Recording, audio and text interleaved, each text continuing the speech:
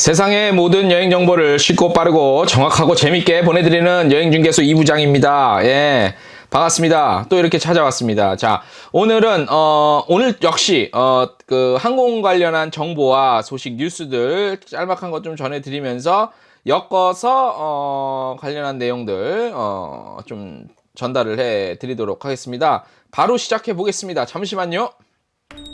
여행을 떠나는 이유는 달라도 선택은 하나. 우수여행 상품. 안전하고 행복한 여행을 위한 선택. 우수여행 상품과 함께하세요.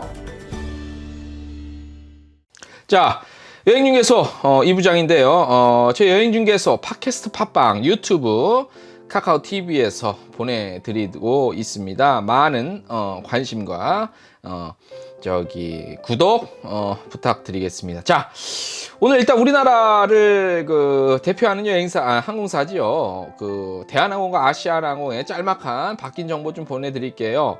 자, 대한항공이 기내에서 제공하던 기념 케이크를 2019년 7월부터 중단한다는 소식입니다. 자, 현재 대한항공은 국제선 한번 아나운서처럼 한번 해볼까? 아나운서 톤을 내가 배워본 적이 없어서 흉내를 한번 내볼까?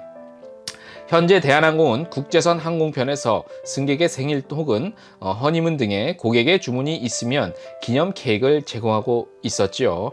작지만 기념일을 다시 상기시켜준다는 의미에서 인기가 비교적 있었던 서비스입니다. 모르셨던 분들도 있을 것 같아요. 예, 모르셨던 분들도 있을 것 같고. 자, 국제선을 예약한 후에 전화나 온라인을 통해 기념 케이크를 신청하면 기내에서 식사를 마친 후에 객실 승무원이 케이크를 준비해서 제공을 해왔습니다. 많이 목격한 분들도 없을 거예요. 왜냐면 잘 몰랐거든. 예.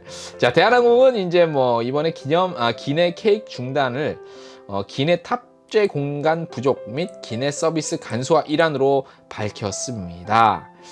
이게 믿어지십니까? 예, 이건 아니겠지요. 예, 이건 돈 좀 절약해 보자는 의미겠죠. 예, 그래서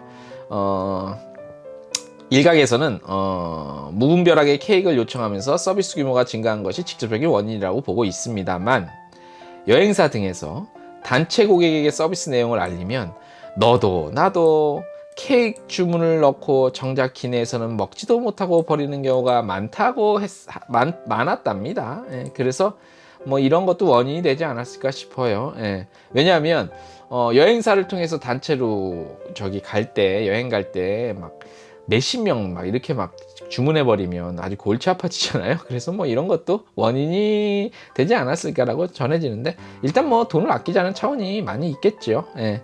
자, 그 다음에 우리 끼경가, 우리 흡연하시는 분들한테 희소식입니다. 예. 우리가 이제 흡연 하시는 분들은 비행기가 해외를 나갈 때 면세점에서 공항 면세점 거기서 이제 담배를 싸잖아요. 절반가니까. 그래서 그런 인기가 많았잖아요. 근데 이제 이게 기내에서도 예전엔 팔았는데 이제 기내에선 팔지는 않았죠. 근데 이제 아시아나항공이 6월 1일부터 기내 면세점에서 다시 담배를 팔기 시작했습니다. 예, 아시는 분들은 아실 거예요. 예. 자, 그래서 아시아나 타실 분들은 기내에서도 담배를 팔 수 있으니까 한번 알아보세요. 대신 자기가 원하는 담배가 있을지는 모르겠어요. 면세점보다는 종류는 좀 없을 수 있겠지. 자, 아시아나항공의 그룹사였죠. 그룹사에서 이제 91년에 모든 사업장 금연고약으로 정하고 전 직원 대상으로 금연 의무화 했다고 하는데, 그건 얘기고 필요 없는 거고. 자, 그래서 이러한 기조에 따라서 1995년에 세계 최초로 모든 노선을 대상으로 금연 비행을 시행했습니다. 같은 해 또 기내 면세점 담배 판매 역시 중단했죠. 예. 자, 이런 아시아나항공 이제 어떤 금연, 건강의 상징, 어떤 그런 이미지였는데, 기내 면세점 담배 판매를 재개한 것은 아무래도 이제 수익성 개선을 위한 조치겠죠. 예. 아시다시피 아시아나항공이 이제 금호에서 넘어가는 그런 과정이 있으니까, 금호에서 이제 매각 절차를 밟고 있으니까요. 자, 또 있네요. 국내선 운임 평균 3.1% 인상, 그 다음에 7월부터는 좌석 앞 공간이 넓은 비상구 좌석 추가 금액 받고요.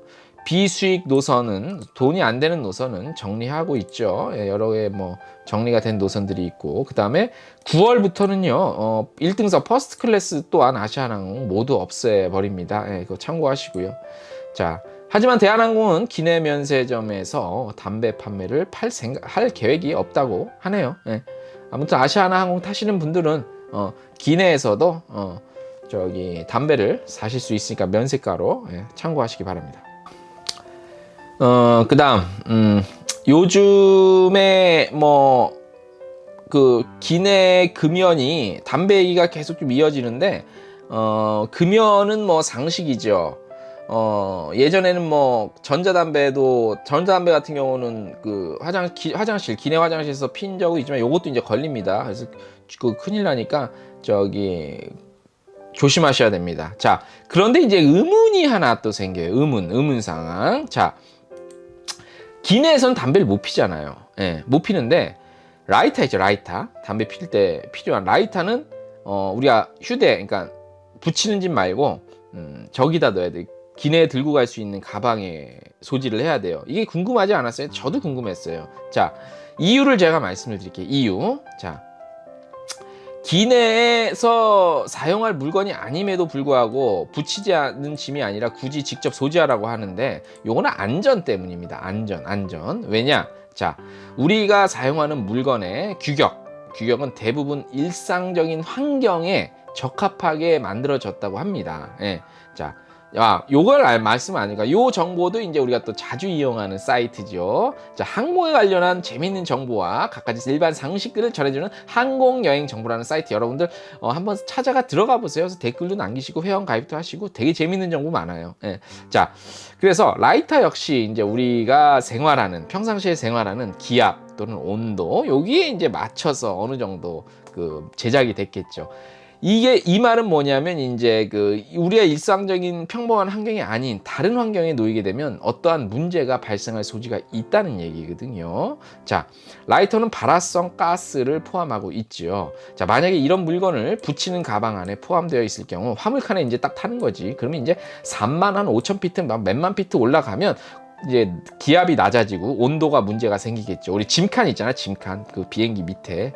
예, 그래서 우리 이제 사람이 타는 기내에는 그 온도와 기압 조절이 되잖아요. 왜냐하면 거기서 있어야 되니까. 근데 짐칸은 그게 없잖아요. 그래서 요게 이제 그런 환경에 놓이게 되면 라이터가 자체적으로 발화를 할 수 있다고 하네요. 그래서 비행 중에 이제 화물칸 등에 불 나쁘면 이제 이게 아주 골치 아파지는 거지. 그래서 라이터를 승객이 직접 소지하고 타라고 하는 겁니다. 뭐 예상은 하셨을 거예요. 그래서 행여나 우리 담배 피시는 분들이나 꼭 담배를 안 피더라도 라이터 같은 것들을 여행지에 가서 이용하려고 소지하는 분들은 짐에 붙이시면 안 되고 우리 그 보조 배터리처럼 갖고 타셔야 됩니다. 그래서 그거 한번 상식으로 알아두시고 요건 또 걸러줘요. 우리 그 짐 붙일 때 엑스레이에서 다 걸러주니까 그래도 행여나 한번 참고를 하시고.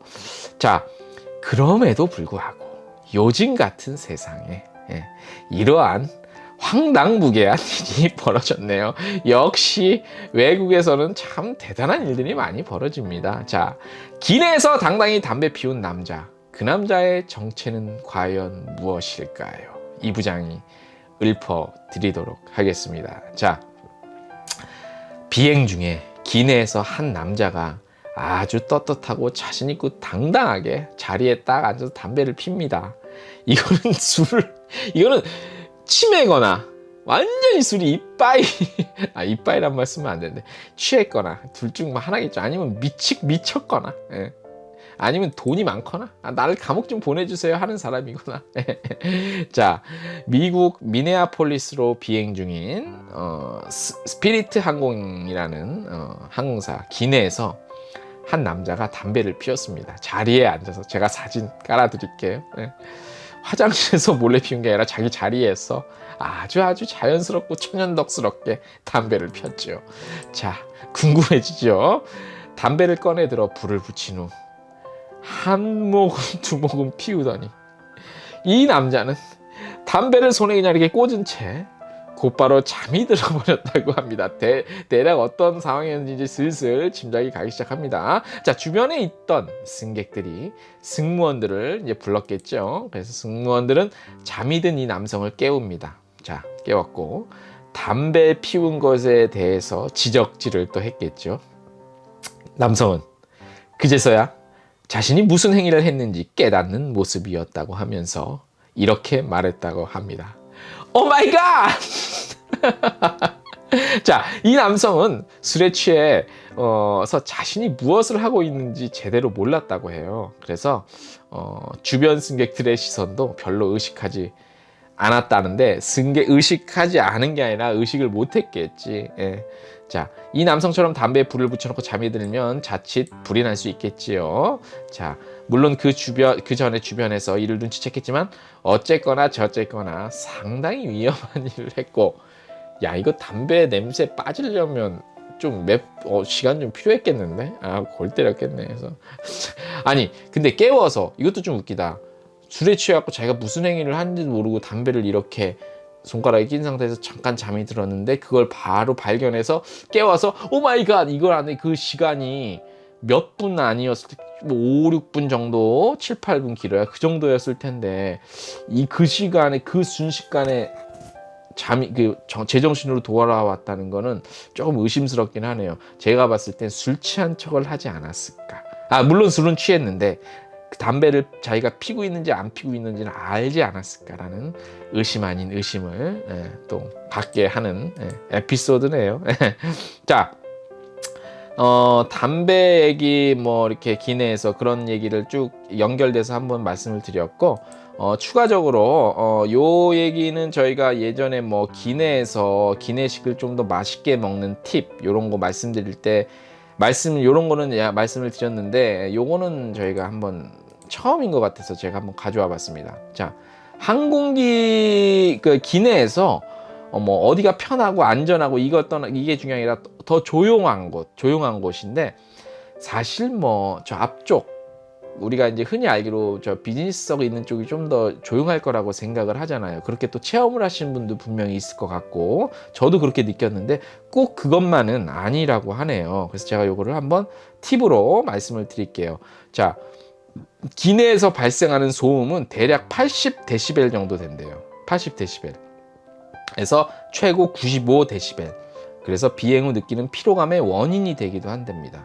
그래서 현재 기술 수준으로는 소음을 완벽하게 없앨 수는 없대요. 아무리 기술이 발전해도. 그래서 뭐 방음 소재 같은 거, 그다음에 다양한 장치들을 개선을 해서 이런 문제를 한번 해결해 보려고 노력은 항공사에서 항공사가 아니라 제작사겠지. 뭐 보잉사나 에어버스사. 자, 그러면 이제 어디가 좀 더 조용할까 한번 알아볼게요. 자, 일단 전방이, 앞쪽이 뒤쪽보다 조용하다고 하네요. 자, 사실이라고 합니다. 자, 기내는 앞쪽이 상대적으로 조용한 편입니다. 기내 소음은 대부분 제트 여객기 엔진에서, 엔진 소리, 그렇지, 엔진이랑 그 다음에 날아가면서 그 바람 같은 게 엄청난 그 저항을 받을 때 그 소리겠는데, 아무래도 엔진 소리가 크겠죠. 자, 따라서 엔진에서 멀어질수록 시끄러움은 감소하지만 이는 앞쪽에 해당되는 얘기라고 하네요. 앞쪽에 해당되는 얘기. 그다음 제트 엔진이 공기를 빨아들여서 폭발을 시킨 다음에 추진력을 얻는 과정에서 소음은 뒤쪽으로 뿌려지는 거래요. 따라서 항공기 엔진 앞쪽에서 엔진 전단부에서 앞쪽으로 멀어질수록 소음은 줄어든대요. 그러니까 엔진이 이렇게 있어. 이게 앞이고 이게 뒤야. 그러면 이 앞에서 이 앞쪽에서 멀어질수록 소음은 줄어드는데, 이 멀어지는 게 앞쪽으로 멀어지냐 뒤쪽으로 멀어지냐인데 아무래도 앞쪽으로 멀어지는 게 소음이 줄어들겠죠. 무슨 과학 시간도 아닌데 내가 왜 이렇게 설명하는지 모르겠습니다. 자, 실제로 보잉 777 기종 순항 중 비즈니스 클래스는 75데시벨이지만 후방의 비상구 인근 소음은 80데시벨 정도네요. 자, 특히 날개 후단부에는 비행 조종을 위한 조종면이 복잡하게 구성이 되어 있어서 비교적 매끄러운 전단부보다는 소음이 더 크게 발생할 수 있는 것도 후방이 더 시끄러운 이유라고 합니다. 자, 이건 그렇다 쳐. 이건 돈 있으면 비즈니스 타서 앞쪽에 앉으면 되는데 그게 아니고, 우리가 일반석에 앉았을 때 뭐 그 좌석 지정도 하지만 우리가 이제 뭐 복불복일 때 어쩔 수 없이 뭐 자기 의지대로 앉을 때 있잖아요. 그럴 때 그거는 뭐 어쩔 수 없지만. 네. 자, 그다음에 복도 쪽이 창가보다 조용합니다. 네, 창가보다. 자, 창가 좌석은 엔진에서 가깝기 때문에 기본적으로 엔진 소음이 더 크게 들리고 공기순환 장치를 통해 발생하는 소음도 창가가 가장 크다고 합니다. 예. 그래서 개인적으로 창가 좌석을 선호한다. 또는 머리를 완전히 창가 쪽으로 기대 잠을 잘 수 있기 때문에 좋지만 귀를 창가 쪽으로 이렇게 기대서 잘수록 엄청난 소음을 더 많이 느낀다고 하네요. 그래서 좀 조금이라도 조용하게 가고 싶다 하시는 분들은 복도 쪽이 좀 낫겠네요. 그죠? 예. 자, 그 다음에 순항 중일 때가 가장 조용하다. 뭐 이건 당연하겠죠. 항공기가 이륙해서 착륙할 때까지 비행 단계에서 가장 조용할 때는 순항 단계라고 합니다. 그러니까 이륙하고 내릴 때가 아니라 쫙 이제 어떤 정도 안정적인 고도에서 쫙 갈 때 이때가 가장 조용하겠죠. 비교적 공기 밀도가 낮은 고도에서 비행 때문에 또 그다음에 공기 흐름과의 마찰 소음이 적고 엔진 역시 출력을 비행 단계 중에 가장 낮게 한다고 하네요. 아무래도 엔진 출력 뜨고 내릴 특히 뜰 때는 엔진을 이빠이 막 키겠잖아. 근데 이제 어느 정도 순항할 때는 그 출력을 좀 줄이겠죠. 예. 자, 반면 가장 시끄러운 단계는 착륙할 때라고 해요. 착륙할 때. 이때 발생하는 소음의 가장 큰 부분은 이게 이제 어떤 그 기계 장치의 그 이름인데 리버서라는 곳에서 발생을 합니다. 흔히 역추진 장치라고 하는데 제트 엔진의 덮개 일부를 열어서 공기 흐름을 바꿔주는데 여기서 상당한 소음이 발생한다고 하네요. 자, 그다음 신형보다는 구형이 조용하다. 왜 그러지? 이게 무슨 말이야? 신형 항공기가 구형보다는 조용하다. 당연하겠죠. 뭐 이거는 뭐 굳이 뭐 제가 뭐 말씀드리지 않아도 될 거. 그 다음에 요건 또 무슨 말인지 모르겠다. 이게 약간 전문적인 용어네요. 광동체가 협동체보다 조용하다. 이게 무슨 말이야? 광동체는 뭐고 협동체는 뭐야? 한번 읽어볼게요. 자, 기내에서 소리가 부딪히면서 퍼져나갈 때 아무래도 사람이나 좌석이 많으면 많을수록 소음이 그 물체 사이로 스며들기 때문에 보잉 777이나 A350 같은 광동체가 뭐냐면 그러니까 와이드한 기체. 그래서 이제 보잉 777 A350이 광동체라고 하고요. 그다음에 보잉 737 A320이 협동체래요. narrow body. 광동체는 wide body. 그다음에 협동체라는 거는 narrow body. 예, 그래서 뭐냐면 이제 그 와이드한 바디가 다른 협동체 narrow body보다 일반적으로 도 조용하대요. 쉽게 말하면 보잉 777 A350이 보잉 737 A320보다 조용하다는 얘기야. 뭐 이거는 뭐. 자, 비행 중 가장 시끄러운 소음은 과연 그러면 여러분 뭐라고 생각하십니까? 저도 이거는 100% 1000% 동감을 합니다. 무엇이냐? 바로 기내 안내 방송입니다. 이거는 이제 기내 소음이 때문에 이제 저도 그렇지만 이게 이어폰을 끼잖아요. 이어폰을 끼는데 이제 이륙시나 착륙시 또 조용한 음악 듣고 우리 조용히 가려고 하다가도 이제 기내 방송이 여기서 들리면 또 그건 또 이렇게 우리 또 기장 우리 하시는 기장분들이 또 여러분 안녕하십니까? 뭐 오늘 비행 기장을 맡은 아무개입니다. 레이디즈 앤 젤맨 이랬잖아. 시끄러. 좀 이렇게 잔잔하게 해줄 수 없나? 다 들리는데. 대신 발음만 좀 정확하게 해줬으면 좋겠어요. 동감하실 거예요. 뭐 한국말도 이렇게 시끄럽기만 하지 무슨 말인지 잘 모르겠어. 그래서 좀 톤과 그거 좀 뽀도박또박 얘기해 줬으면 좋겠어. 자, 비행 중 가장 시끄러운 소음은 기장이나 승무원의 안내 방송이다. 실제 기내 방송은 최고 있네. 기내 방송은요 최고 95데시벨이래요. 가장 시끄러. 이건 객관적인 지표네. 저거네.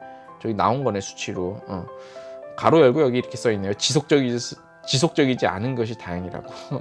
맞습니다. 자, 동감하실 겁니다. 자, 가장 좋은 소음 대책은 무엇일까요? 소음은 피로도 증가시키는데 비즈니스 클래스 또는 복도 좌석 선택보다 더 효율적인 것은 귀마개나 노이즈 캔슬링 이어폰을 끼시는 겁니다. 소음을 차단하면 말씀드린 것처럼 기내식을 더 맛나게 맛있게 드실 수 있다는 것도 알아두시기 바랍니다. 뭐 누구는 이거에 대해서 뭐 과연 그럴까 아닐까라고 생각하는데 뭐 그냥 기분상의 문제인 것 같아. 기분상. 사람에마다 다 다르고, 어떤 사람이 진짜 소화도 안 되고 체했는데 기내식 먹으려고 이거 끼면 맛있어지나? 그건 아니잖아요. 그러니까 기분상의 문제. 우리가 좀 더 편안하고 안 시끄러운 분위기에서 뭔가를 먹었을 때 소화도 잘 되고 맛있게 느껴지는 그런 기분상의 문제가 아닌가. 예, 그런 생각을 해봅니다. 자, 오늘 그 한국여행정보에서 가져온 컨텐츠를 바탕으로 여행중개소 꾸며봤습니다. 재밌었기를 바랍니다. 저희가 아시죠? 스팟 형태로 이런 정보들, 팁 소개해 드린다는 거. 자, 저 여행중개소 팟캐스트, 팟빵, 유튜브, 카카오 TV에서 만날 수 있습니다. 더 좋은 정보와 소식, 뉴스로, 그 다음에 팁으로 찾아오도록 하겠습니다. 이 부장이었습니다. 안녕.